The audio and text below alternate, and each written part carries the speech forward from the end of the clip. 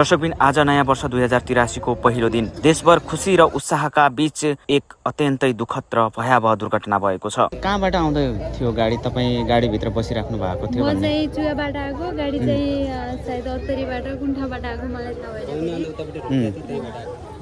ए अनि यो बाइक चाहिँ कतातिरबाट आउँदै थियो? बाइक चाहिँ यताबाट आएको। यो पूर्वबाट पश्चिमतिर जाँदै गयो।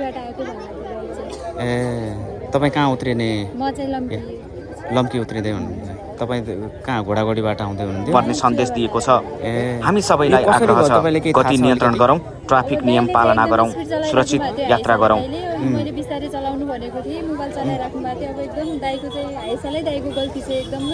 उहाँले चाहिँ साइड चलाइराख्नु भएको थियो। दाइको चाहिँ बायाँ साइड चलाउनु पर्ने हो, उहाँले पनि बाइक चाहिँ बायाँ साइड नै आइरहेको थियो। अनि हाइसको दायाँ साइड चलाउनु पर्ने हो नि, दायाँ साइड नै ल्यायो कि हाइसले। हाइसवाला ड्राइभरले चाहिँ मदिरा पिउनु भएको थियो?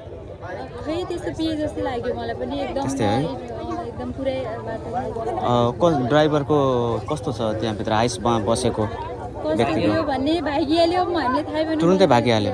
तुरुन्तै भागिहाल्यो। कसरी भाग्यो त ती मान्छे? त्यो त एकदमै जटिल देखिन्छ नि त अगाडि पनि। बाइकवाला त धेरै गम्भीर भयो होला है? बाइकवाला त एकदम बितिहाल्यो है? ए तपाईँ यो हाइसमा बसेको कतिजनालाई चाहिँ चोट लाग्यो अथवा घाइते हुनुभयो? एउटालाई। अरूलाई चाहिँ भयो? केही भएन है? केही भएन, अलिअलि मलाई पनि ठोकिएको। ए त्यस्तो एकदमै गम्भीर घाइते त कोही हुनु भएको छैन हाइसवाला चाहिँ?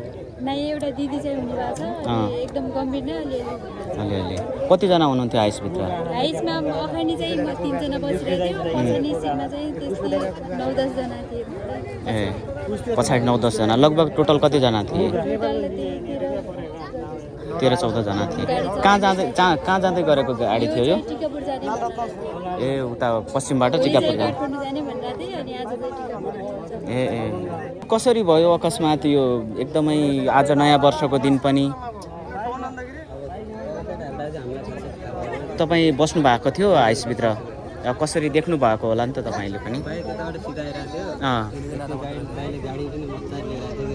ए